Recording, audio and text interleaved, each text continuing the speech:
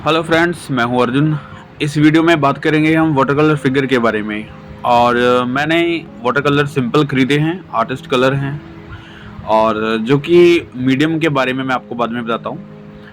पहले मैं आपको एक वीडियोस के बारे में ये बता दूं कि स्टार्टिंग वाली जो वीडियो है, मैंने लाइन ड्राइंग से लेके light and shades, tones, figure drawing और पार्ट बाय पार्ट उसकी स्टडी कैसे करनी है, कैसे एक फिगर ड्रॉ करनी है, ये सारी चीज़ें मैंने पिछली वीडियोस में सारा कवर किया है। तो ऐसे ही स्टेप बाय स्टेप हम काम कर रहे हैं। यानी कि अभी वाटर कलर में कर रहा हूँ, तो धीरे धीरे हम उसमें पोर्ट्रेट्स, फिगर ड्राइंग, कॉम्पोजिशन और ऑयल पेंटिंग, ये सारी चीज़ें हम करेंगे इसमें।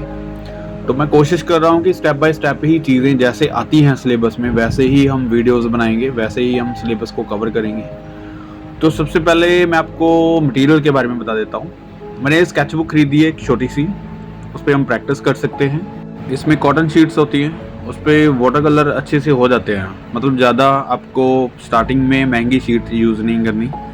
प्रैक्टिस के लिए जितना आप हो सके कोई भी मटेरियल आप यूज़ करो जो कि अवेलेबल है, और उसी से ही काम कीजिएगा।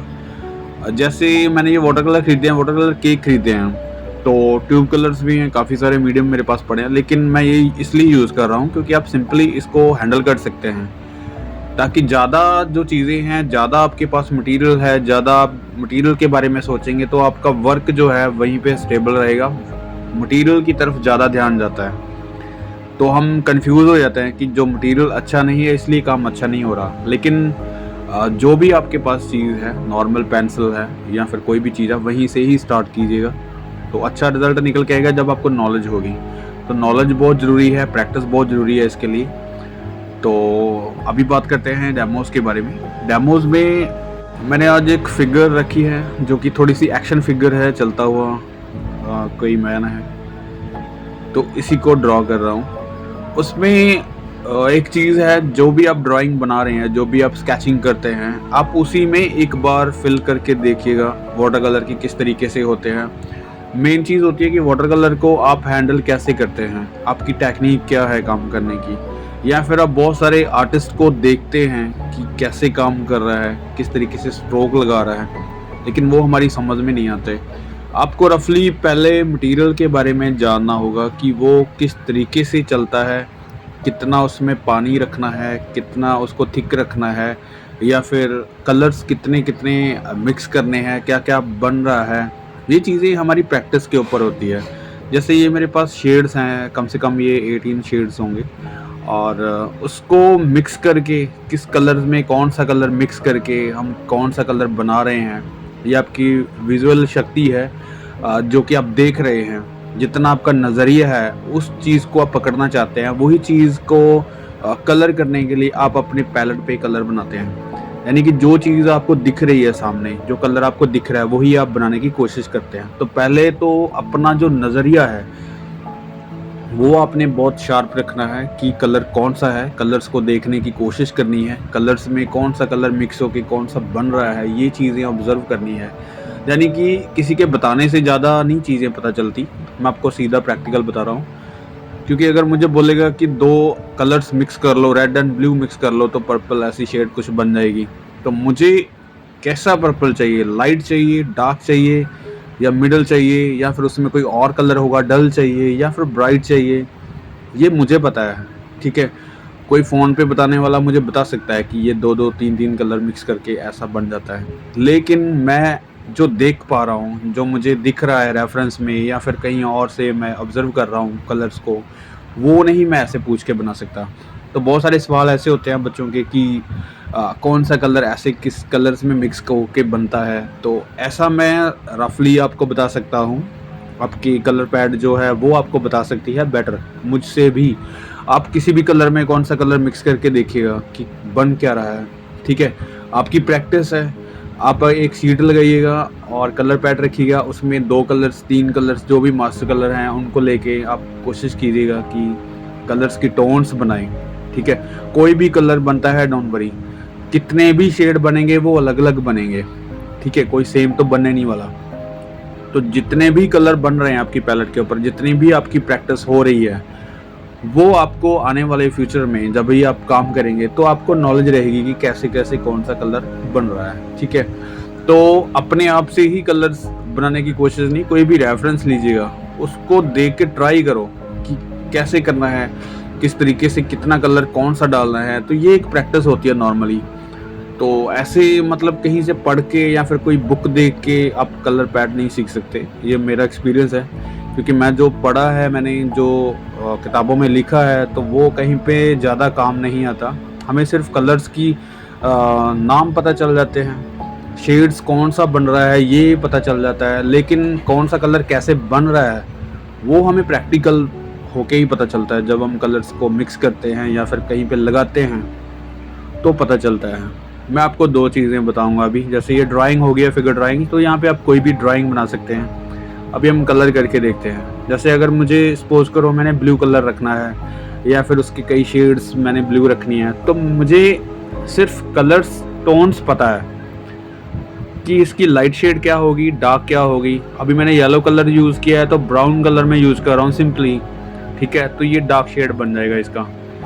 इसमें मैं रेड भी डाल सकता हूँ, थोड़ा सा ब्लू भी डाल सकता हूँ। मतलब कलर्स को अपने नज़रिए से देखो कि किस तरीके से हम यूज़ कर सकते हैं। अगर मुझे इसका जो पहनी हुई ड्रेस है मैंने ब्लू करनी है, तो मेरे पास 3-4 ब्लू हैं यहाँ पे, तो मैं किसी को भी डायरेक्ट यूज़ नहीं कर रहा हूँ, उनको मिक्स करके कोई शेड बनाने की कोशिश कर रहा हूँ, जैसे वो सूटेबल हो उसके, मतलब एक अच्छा सा कलर बन पाए, ठीक है। उसके बाद जब हम डार्क शेड लगाएंगे तो मुझे पता होना चाहिए कि ब्लू की डार्क शेड क्या होगी, उसमें थोड़ा सा पर्पल डलेगा या फिर कौन सा कलर इसमें ऐड करना है। तो सिचुएशन के हिसाब से आपको कलर करने आते हैं। मतलब मैं आपको अगर डायरेक्टली यहाँ पे बता दूं कि इसमें ये मिक्स करो, उसमें वो मिक्स करो, तो नहीं आएगा। ये मेरा एक्सपीरियंस है। अगर ये ब्लू 2 है तो मैंने आपको बोल दिया कि दोनों ब्लू को मिक्स करके मैंने ये कलर टोन बनाई है, लेकिन आपको बिल्कुल कोबाल्ट ब्लू लग रहा होगा, लेकिन ऐसा नहीं है। ये हल्का सा कोबाल्ट ब्लू से डिफरेंट है कलर। तो मैंने 3 ब्लू यहाँ पे रखे हुए हैं, तो तीनों को मिक्स करके ये शेड रेडी किया है। तो उसके बाद जो डार्क शेड होगा तो वो उसके बाद सिचुएशन बताती है कि हम डार्क शेड किस एंगल से लेते हैं, डार्क ब्लू लगाते हैं या पर्पल्स लगाते हैं या फिर क्या चीज़ बन के इसकी डार्क शेड बनती है। तो सिंपली एक तरीका मैं आपको बता रहा हूँ कि आप कोई भी एक शीट लीजिएगा, वहाँ पे आप ट्राई करो, कलर मिक्स कर करके स्ट्रोक्स लगाओ कि कैसे कलर लगा रहे हैं। कोई फिगर ड्राइंग बनाओ, उसके अकॉर्डिंग आप उसमें कलर फिल करके देखो कौन सा कलर चाहिए, कौन सी शेड बन रही है। और सबसे पहले ज़रूरी चीज़ ये है जो मैंने पिछले सिलेबस में आपको बताया था, अभी थोड़ा सा एडवांस चल रही है ये वीडियो, तो वहाँ पे मैंने कलर्स वैल्यू के बारे में बताया था और शेड्स के बारे में बताया था। अभी अगर मुझे यहाँ पे लाइट एंड शेड का नहीं पता होगा तो मैं यहाँ पे कलर्स में भी वो टोन नहीं लगा सकता। कई बच्चे स्टार्टिंग में ही कलर सीखना चाहते हैं, वो स्केचिंग नहीं करना चाहते, वो लाइट एंड शेड जो बेसिक है वो नहीं सीखना चाहते।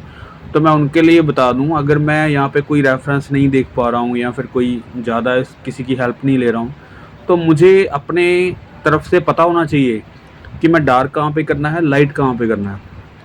सबसे इम्पॉर्टेंट चीज़, कलर की बात बाद में है। अगर मैं एक ही टोन में कलर करूँगा, इसको सपोज करो मैं पूरा ब्लू में ही रखूँगा, तब भी मुझे डार्क एंड लाइट का सहारा लेना पड़ेगा, जो कि मुझे स्केचिंग में और कलर्स वैल्यू में पता चलता है। तो मेन चीज़ यहाँ पे ये होता है कि सबसे पहले तो आपको फिगर ड्राइंग करनी आनी चाहिए कि ड्राइंग कैसा है, फेस कैसे एंगल से लेना है या फिर कोई एक्शन फिगर कैसे बनती है, जो मैंने पिछली वीडियोज़ में बताए हैं। तो उसकी ट्राई करना है, पूरा स्केचिंग करनी है आपको। उसके बाद आपको वैल्यूज़ होनी चाहिए पता कि कलर्स वैल्यू क्या है, डार्क एंड लाइट क्या है, लाइट कहाँ से आ रही है, शेड कहाँ पे आ रहा है, तो वो चीज़ों की नॉलेज हो जाती है। उसके बाद आती है कलर्स का टाइम, जब आपको प्रॉपर ड्राइंग का भी पता होता है, लाइट एंड डार्क शेड का भी पता होता है, कलर्स वैल्यू का भी पता होता है, तब आप अच्छे से कलर कर पाते हैं। इमेजिनरी या फिर किसी से भी रेफरेंस को देकर अच्छे से उसको कॉपी कर सकते हैं। मतलब ये एक स्टेप बाय स्टेप जो प्रोसेस है वो आपको करना ही होता है। मतलब उसमें कोई कॉम्प्रोमाइज़ नहीं है, कोई वहाँ पे चूक नहीं है कि आप छोड़ के कुछ और कर सकते हैं। आप किसी स्केचिंग को छोड़ के सीधा किसी का स्केच नहीं बना सकते, कोई अच्छी ड्राइंग नहीं बना सकते। या फिर लाइट एंड शेड अगर नहीं पता होगा, आपको बेसिक प्रिंसिपल नहीं पता होगा, तो आप एक अच्छा आर्ट वर्क नहीं बना सकते। तो कोशिश वहीं से करनी है जहाँ से होनी चाहिए, बिल्कुल स्टार्टिंग पॉइंट से। Line drawing, sketching, light and shade, tones, figure drawing, portrait, angles, ठीक है, ये सारी चीज़ों के बाद ये प्रैक्टिस आती है जब आप एक फिगर बनाते हैं, उसके अंदर कोई भी कंपोजिशन बनाते हैं या फिर कोई लाइव सीन बनाते हैं, उसके बाद ये कलर्स का टाइम आता है कि आप कलर कर पाते हैं। ठीक है, तो ये एक प्रोसेस है। मुझे लगता है वही चीज़ें इंपॉर्टेंट होती है जो हम स्टार्टिंग में करते हैं, ड्राइंग सीखते हैं, यहाँ पे बड़ी हेल्प मिलती है उसके बाद। तो कलर्स में आप कोई भी कलर्स बना सकते हैं, जैसे स्किन कलर है तो बहुत डार्क कलर्स बनाया मैंने। तो जो भी अभी ड्राइंग लग रही है, कलर्स के बारे में ये, अगर मैं इसको फ्लैट करके भी छोड़ दूंगा तो आपको ड्राइंग कहीं पे भी ज़्यादा आउट नहीं लगेगी। ठीक है, कुछ गलतियाँ होंगी लेकिन ज़्यादा आउट आपको कुछ नहीं लगेगा, बिकॉज ड्राइंग एक बेस है, कलर्स एक उसके ऊपर लेयर है जो उसको फिल करता है, जो उसको ब्यूटीफुल बनाता है, या फिर आप अपने तरीके से उसमें कलर फिल करते हैं, बस और कुछ नहीं है। अगर ड्राइंग आपकी नीचे सही नहीं है तो कलर आप चाहे जितना मर्जी अच्छा कर लो, जो मर्जी अच्छी शेड बना लो, लेकिन वो एक इफेक्ट देगा कि उसमें क्या क्या गलतियाँ हैं। तो मेन फोकस जो है आपका ड्राइंग में होना चाहिए। ड्राइंग के अकॉर्डिंग आपकी जो पेंटिंग है या फिर आप कोई भी आर्ट वर्क बना रहे हैं तो वो बहुत अच्छा बनेगा। ये मेरा एक्सपीरियंस रहा है, क्योंकि यही चीज़ें हैं मेन जो हम सीखना चाहते हैं। तो बेसिक से स्टार्ट करके यहाँ तक आते हैं। अभी कलर्स जो है अभी देख सकते हैं कलर पैलेट पे, मुझे भी नहीं पता कि मैं कौन सा कलर कब उठा रहा हूँ और कौन सा बना रहा हूँ। ठीक है, ये कोई सोची समझी चीज़ नहीं होती। अगर मैं किसी पेंटिंग को देख के समझूं कि उसमें कलर्स क्या क्या होंगे, हो सकता है एक स्टेप के बाद मेरी नज़रिया जो है चेंज हो जाए। वहाँ पे tone by tone, shade by shade काम करना होता है। जैसे अभी लाइट एंड शेड्स कर रहा हूँ, शोल्डर पे कितना लाइट आएगा, कितना डार्क आएगा, और कहाँ पे कौन सी शेड चेंज करनी पड़ रही है। आप मेरा ब्रश का स्ट्रोक देख रहे हो, जो भी मैं कलर बना रहा हूँ, कोई भी एक कलर नहीं बना हुआ, वहाँ पे मैं कलर डिप करता हूँ और वहाँ पे मिक्स करता हूँ, फिर वहाँ पे लगाता हूँ। यानी कि जो आपकी कलर पैलेट है वहाँ पे एक शेड बन रही है। जब आप किसी पेंटिंग में लगाते हैं कलर, तो वहाँ जाके कुछ और इफेक्ट देता है। यानी कि आपकी जो कलर सेंस है वो साथ की साथ चल रही होती है कि आपको कहाँ पे कौन सा कलर चाहिए। आपको शेड्स के बारे में इतना ज़्यादा नहीं सोचने की ज़रूरत होती है। मैं बिल्कुल बेसिक नहीं बता रहा हूँ, यहाँ पे थोड़ी सी एडवांस की चीज़ बता रहा हूँ, क्योंकि कभी भी आप 2 या 3 शेड से काम करते हैं तो बड़ा फ्लैट वर्क होता है। यहाँ पे थोड़ा सा बेसिक भी है और मैं एडवांस की चीज़ भी बता रहा हूँ। बिल्कुल बेसिक ये है कि आप फ्लैट कलर्स 2-3 लगा के आप उसको फाइनल कर सकते हैं। यहाँ पे थोड़ी सी टोन आप यूज़ कर सकते हैं, उसको आर्टिस्टिक बना सकते हैं और अच्छा बना सकते हैं। तो मैं ज़्यादा कॉम्प्लिकेटेड नहीं करूँगा, लेकिन यहाँ पे जो ब्लू की शेड है वो 2 या 3 शेड या 4 शेड हम लेके चल रहे हैं। ठीक है, कभी उसमें थोड़ा सा क्रिम्जन मिक्स हो रहा है जो कि पर्पल शेड आ रही है, जहाँ हमें थोड़ा सा डार्क लगता है तो ब्लू की शेड ज़्यादा वहाँ पे मिक्स कर रहे हैं। ठीक है, कोबाल्ट ब्लू बिल्कुल कम यूज़ किया है, फर्स्ट टोन में यूज़ किया है। तो नेक्स्ट जो टोन है वो बाकी की शेड जो पर्शियन ब्लू है, जो अल्ट्रा मैरिन है वहाँ पे, तो उसको यूज़ करके बना रहे हैं। मतलब आपका जो नज़रिया है या फिर आपको शेड कैसी चाहिए, वहाँ पे वो चीज़ें काम कर रही हैं। तो कोई भी पर्टिकुलर ऐसा कलर नहीं होता कि हमने बनाया और सीधा वहाँ पे लगा दिया। Stroke bye stroke, step by step आपको जो चीज़ें हैं वो चेंज करनी होती है। जितनी भी शेड्स वहाँ पे बन रही हैं, जितने भी कर्व फोल्ड जो भी चीज़ें बन रही हैं वहाँ पे, उसमें अलग अलग शेड्स ही आएंगी। ठीक है, आप कहीं पे भी फ्लैट कलर करते हैं तो उसमें वो चीज़ नहीं बन पाती जो आप देखना चाहते हैं, जो कलर्स में वेरिएशंस लेना चाहते हैं वो नहीं आ पाती। तो कलर्स टोन की, कलर्स वैल्यू की, लाइट एंड शेड्स की, ये नॉलेज यहाँ पे बड़ी काम आती है। जब आप कोई भी बेसिक सीख के आते हैं तो बड़ा अच्छा से इसमें वर्क कर पाते हैं। तो कोशिश यही करो कि सिंपल रखो पहले। अगर आपको इतनी टोन्स नहीं आती, आप इस तरीके से काम नहीं कर पाते, तो आप 2 या 3 शेड्स में काम कीजिएगा। लाइट एंड शेड्स एक मिडिल टोन, बस 3 शेड बना के काम कीजिएगा। उसके बाद धीरे धीरे उसमें आप टोन सीख जाएंगे, कलर्स को लगाना सीख जाएंगे, कलर्स को चलाना कैसे है, कितना पानी डालना है। ठीक है, मैं छोटे छोटे स्केच इसलिए बना रहा हूँ क्योंकि स्टार्टिंग में ज़्यादा बड़ी चीज़ करना या फिर कॉम्प्लिकेट करना किसी चीज़ को आपको समझ में नहीं आने वाला। इसलिए सिंपल फिगर और सिंगल फिगर रखी है, ताकि हमें पता चले कि किस तरीके से हम एक फिगर ड्राइंग बनानी है, किस तरीके की वाटर कलर के लिए ड्राइंग करनी है। जैसे मैंने बिल्कुल लाइट पेंसिल से ड्राइंग की है, लेकिन पेंसिल जो थी 10 भी थी, लेकिन मैंने बहुत लाइट चलाई है।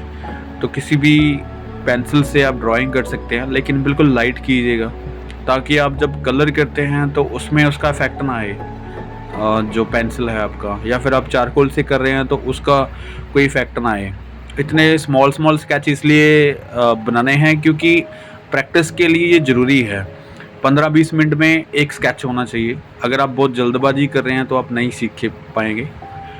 कोशिश करो कि कम से कम 10 मिनट 15 मिनट तो एक स्केच पे लगे, ठीक है। उसके बाद आप धीरे धीरे उसको समझ के आपने कलर करना है। जैसे मैं यहाँ पे थोड़ा सा क्विक कर रहा हूँ, लेकिन बड़े आराम से करना है। आपको सीखना है, ड्राइंग और शेडिंग इसी के अंदर है, उसके बाद कलर्स भी इसी के अंदर है, यानी कि बेसिक से एडवांस लेवल सारे इसके अंदर आ जाते हैं। जो हमने पहले बेसिक ड्राइंग सीखी है वो भी आ चुकी है, लाइट एंड शेड सीखा है वो भी इसमें कवर किया है। कलर्स का टाइम आ गया तो हमने शेड्स बनाने सीखे हैं। कलर्स की वैल्यू अगर सीखी होगी तो ये लगाने बड़े आसान लगते हैं। अभी जैसे इसकी बैक साइड पे जो शेड्स आ रहे हैं तो वहाँ पे मैं एक और टोन लगा रहा हूँ। तो ब्लू शेड्स, हल्की सी पर्पल दिख रहा होगा आपको, तो ये चीज़ मैं ऐड कर रहा हूँ, तो उससे थोड़ा सा वेरिएशन आ रही है कलर्स में। बाकी के कलर सॉफ्ट हो रहे हैं, ठीक है। तो डार्कनेस इसमें लगाएंगे तो और ज़्यादा हाईलाइट दिखेगी, यानी कि अपोजिट चलती है चीज़ें। जितनी आप हाईलाइट करना चाहते हैं तो उतना ही डार्क आपको यूज़ करना होगा। अगर आपको डार्क दिखाना है तो आपको हाईलाइट यूज़ करनी होगी, यानी कि दोनों चीज़ों के अपोजिट चलती हैं। आपको दिखाना होगा जब हाईलाइट तो डार्क करना पड़ेगा। तो ये छोटी छोटी चीज़ें हैं जो आपको बेसिक नॉलेज होनी चाहिए। अगर आपको इस चीज़ में बहुत अच्छे से नॉलेज है, आपने कहीं से पढ़ा है, देखा है, लिखा है, जो भी आपने स्टडी की है इसके बारे में, तो उसके बाद आपको उतनी ही प्रैक्टिस करनी है। यानी कि आपको जो नॉलेज है वो अगर 50% है तो 50% आपको प्रैक्टिस भी करनी है। तो मैं कोशिश यही करूँगा कि आप इस तरीके से काम करो। जो भी आप सीख रहे हैं, यानी कि ये वीडियोस देखी है आपने और ये वर्क देखा है, एक फिगर देखी है, तो ज़रूरी नहीं है आपने कि सेम टू सेम यही फिगर बनानी है या इसी स्टाइल में करना है। आप अपनी स्केच बुक को उठा के कुछ भी आप ड्रॉ कीजिएगा। कोई भी आप फिगर ड्राइंग जो आपको आती है वो आप स्केच बनाओ, या फिर कोई रेफरेंस से बनाओ, ठीक है। तो स्टार्टिंग में जो लाइव कर रहे हैं या फिर कुछ और करना चाहते हैं तो ऐसा कुछ नहीं होता। आपको पहले किसी रेफरेंस से ही काम करना होता है। जब आप सीख रहे हैं तो आप किसी का वर्क देख के बनाओ या फिर किसी कॉपी से बनाओ, या कोई भी रेफरेंस उठा के वहाँ से आप कॉपी करो पहले। तो उसके बाद धीरे धीरे आपको जब नॉलेज आती है तब आपको फ्रेम करना आ जाता है चीज़ों को, तब आप लाइव में बड़े अच्छे से कर सकते हैं किसी भी चीज़ को फ्रेम में लेके आना। मैं इसलिए बड़े सिंपल तरीके से आपको बताता हूँ, क्योंकि कन्फ्यूज़न यही रहती है कि हम बहुत फास्ट चलते हैं, हमें बहुत सारी चीज़ें सीखनी होती हैं, लेकिन हम ये नहीं सीखते कि हमारा बेसिक क्या होगा, हमें स्टेप बाय स्टेप क्या करना है। क्योंकि मैंने इस चैनल में यही चीज़ें डाली हैं कि मैंने पहले कोई भी ऑयल पेंटिंग या फिर ऐसी कोई वीडियोस नहीं डाली जो बहुत ज़्यादा एडवांस हो। एक दो वीडियोस होंगी, लेकिन मैंने उसमें यही बोला है कि बहुत जो बेसिक हैं वही आपको सीखना है। पहले स्टार्टिंग वाले पॉइंट्स आपको सीखने हैं, तो स्टेप बाय स्टेप ही हम इसमें काम करेंगे। जैसे मैंने ये वाटर कलर लिए हैं तो वाटर कलर फिगर्स के बारे में मैं आपको बहुत नॉलेज बताऊंगा, कैसे हम फिगर्स में काम कर सकते हैं, एक्शन फिगर्स कैसे बन सकती है, कोई लैंडस्केप कैसे ड्रॉ कर सकते हैं, इसको हैंडल कैसे कर सकते हैं बहुत सिंपल तरीके से। तो धीरे धीरे चीज़ों की नॉलेज आती है। तो उसके लिए आपको प्रैक्टिस बहुत इंपॉर्टेंट चीज़ है। मैं बार बार इसलिए बोल रहा हूँ क्योंकि सिर्फ एक वीडियो देख लेना या फिर किसी से पढ़ लेना या फिर किसी ने बता दिया वैसे काम नहीं होता। आपको खुद करके देखना होगा कि आप वैसा कर पाते हैं या नहीं पाते। आपको ज़रूरी नहीं है कि आपको किसी मुश्किल चीज़ें ही बनानी है। अगर मैं यहाँ पे फिगर ड्राइंग बना रहा हूँ तो ज़रूरी नहीं है कि आपको फिगर ड्राइंग ही बनानी है। पहले आपको मटेरियल के बारे में पता होना चाहिए कि हमें कैसा हैंडल करना है, और उसके बाद जो भी आप ऑब्जेक्ट बना रहे हैं, अगर फिगर ड्राइंग है या फिर वाटर कलर है या फिर कोई भी है, तो उसकी नॉलेज पहले होनी चाहिए। लाइट एंड शेड्स आपको सीखने होंगे, ठीक है। उसके बाद ये चीज़ें आती हैं। तो मेनली यही है कि आपको बेसिक से एडवांस तक की जो स्टडी है मैं बता रहा हूँ, तो ये धीरे धीरे स्टेप बाय स्टेप ही आती है। अगर मैं यहाँ पे काम कर पा रहा हूँ तो वो बेसिक से ही कर पा रहा हूँ। जो मुझे लाइट एंड शेड्स, टोन्स और इसके बारे में अगर पता नहीं है तो मैं ये चीज़ें नहीं कर पाऊँगा। मैं इसमें वेरिएशन नहीं डाल पाऊँगा कि लाइट कहाँ से आ रही है, कहाँ कहाँ पे लाइट आएगी, कहाँ कहाँ पे डार्क आएगा, ये चीज़ें नहीं कर पाऊँगा, ठीक है। तो ये बहुत ही सिंपल सी चीज़ें हैं जो आपको स्टेप बाय स्टेप सीखनी है। अभी जैसे एक फिगर ड्राइंग बनाई है तो उसके साथ हम थोड़ी सी कंपोजिशन टाइप बनाते हैं। जैसे कोई भी बैकग्राउंड हम यूज़ कर रहे हैं यहाँ पे, तो बैकग्राउंड में ज़्यादा चीज़ें नहीं ऐड करेंगे, सिंपल रखेंगे, लेकिन एक कंपोजिशन की तरह काम करती हैं वो चीज़ें। जब भी आप किसी चीज़ को बनाते हैं इस तरीके से, तो वो एक कंपोजिशन टाइप बन जाता है। चाहे वो सिंगल फिगर है, चाहे वो कोई पोर्ट्रेट है, आप पोर्ट्रेट को भी एक अच्छे से किसी कंपोजिशन में डाल सकते हैं। लेकिन एक चीज़ का ज़रूरी है कि कलर बैलेंस होना यहाँ पे बहुत इंपॉर्टेंट हो जाता है। जैसे बैकग्राउंड है तो वो कलर बैकग्राउंड में ही लगना चाहिए। ज़्यादा हम ब्राइट कलर लगाएंगे यहाँ पे तो वो बड़ा उभर के आएगा। आपकी जो फिगर ड्राइंग है या फिर फिगर स्केच जो हमने बनाया है वो बहुत ही डल लगेगा। यानी कि कलर्स की जो बैलेंस है कलर्स का, वो भी आपको सेट करना है, आपको देखना है, आपके देखने का नज़रिया जो है वो होना चाहिए कि कलर्स को बिल्कुल जो बैकग्राउंड है पीछे कैसे रखना है, लाइट कलर्स रखने हैं या फिर डार्क रखने हैं। और एक कलर्स की कंपोजिशन होती है जो उसमें स्टेबल जो रहते हैं, यानी कि जो कलर्स मैं कंपोजिशन में यूज़ कर रहा हूँ तो उसी के अकॉर्डिंग पीछे कलर्स मुझे करने होते हैं, यानी कि पूरी कंपोजिशन लगती है। फिर अगर मैं बिल्कुल डिफरेंट कलर लगा दूंगा, सपोज करो मैं यहाँ पे रेड या कुछ और डिफरेंट कलर लगाऊंगा, तो वो मेरी बैकग्राउंड अलग लगेगी, फिगर अलग लगेगी। मुझे एक माहौल रेडी करना होता है, मुझे एक कंपोजिशन की तरह यहाँ पे काम कर रहा हूँ, तो बिल्कुल सिंपल तरीके से लगाने हैं यहाँ पे कलर जो कि पूरी कंपोजिशन में सेट बैठते हैं। अभी जो बैकग्राउंड है वो बिल्कुल सिंपल, मैंने हल्का सा ऑरेंज कलर रखा है या फिर येलो कर रखा है, तो उसी से एक सिंगल फिगर एक कंपोजिशन की तरह दिख रही है हमें। और जो दूर वाली चीज़ें हैं वहाँ पे हम डिटेलिंग कम करते हैं जो बैकग्राउंड में है, और जो नज़दीक वाली चीज़ें हैं वहाँ पे हल्की सी डिटेलिंग हम करते हैं, कुछ भी वहाँ पे जो ज़मीन है उसको दिखा सकते हैं। मतलब बिल्कुल सिंपल तरीके से मैं बता रहा हूँ कि आपका जो नज़रिया है वो किस तरीके से काम करना चाहिए। मैं मेन फोकस वहीं पे रखता हूँ। जो काम करेंगे, एक्सपीरियंस लेंगे, प्रैक्टिस करेंगे तो आपको ये चीज़ें पता चल जाती हैं। जो सोच के करना है काम, जो हमारी सोच रहती है काम करते वक्त, वो मैं आपको बता रहा हूँ कि हमें चीज़ों को देखना कैसे है, हमारा नज़रिया क्या होना चाहिए। जैसे दूर वाली चीज़ों का इफेक्ट हमें दिखता नहीं है ज़्यादा, ठीक है, उनकी डिटेल ज़्यादा नहीं दिखती, तो हमें ब्लर इफेक्ट देना होता है, तो उसको आप ब्लर रखिए। दूर वाली चीज़ों को बिल्कुल डिटेल में नहीं रखना। जब पास आते जाते हैं, बिल्कुल कंपोजिशन के नज़दीक आते जाते हैं, जहाँ पे हमें फोकस रखना है तो वहाँ पे हमें डिटेल करना है। जैसे कोई कैमरा अपना फोकस रखता है जिस चीज़ को हम दिखाना चाहते हैं, जिसकी फ़ोटो खींचना चाहते हैं, तो वहाँ पे फोकस रखते हैं, बाकी की चीज़ें ब्लर रहती हैं। तो वैसे ही कंपोजिशन में इसी तरीके से काम करना है हमें। तो बहुत ही सिंपल है, मतलब जो भी चीज़ें हमने की हैं, मैंने जो बताई हैं, आप ज़रूर इसके प्रैक्टिकल करके देखना, इसी तरीके से काम करके देखना। मैं नेक्स्ट वीडियो में कोशिश करूँगा और फिगर ड्राइंग या फिर कंपोजिशन की तरह हम कोई ऐसा स्केच करेंगे जिससे हमें वाटर कलर या फिर किसी भी और मटेरियल में हमें नॉलेज मिले। तो तब तक के लिए आप कोशिश करो कि इस तरीके से काम करो और प्रैक्टिकल करके देखो कि कैसे करना चाहिए, किस तरीके से हमें कलर्स की वैल्यू रखनी है, कैसे कैसे काम कर सकते हैं, कैसे स्ट्रोक रख सकते हैं, और किसी भी चीज़ को स्टार्ट कैसे करना है, उसको फिनिश कैसे करना है, ये चीज़ें हम यहाँ पे कर रहे हैं। अभी आप देख रहे हैं बिल्कुल डार्क पॉइंट से मैं फिनिश कर रहा हूँ इसको, जो मुझे लग रहा है जहाँ पे मैं डार्क लगा रहा हूँ तो वहाँ पे मैं डार्क यूज़ करके इसको और ज़्यादा वेरिएशन में रख रहा हूँ। तो कोशिश ये करनी है कि आपकी हाईलाइट भी दिखे, जैसे चेस्ट पे बाकी चीज़ों पे हाईलाइट आपको नज़र आ रही है, मिडिल टोन आपको नज़र आ रही है, उसके बाद आपको डार्कनेस नज़र आ रही है। ये एक्स्ट्रा डार्क वाले पॉइंट होते हैं जो बिल्कुल कहीं कहीं पे आप स्ट्रोक लगा सकते हैं जहाँ पे आपको लगता है। तो ये एक फाइनल टच जैसे हम देते हैं किसी भी चीज़ को, वो यहाँ पे रहता है। तो अभी आप देख सकते हैं एक स्केच रेडी हो गया।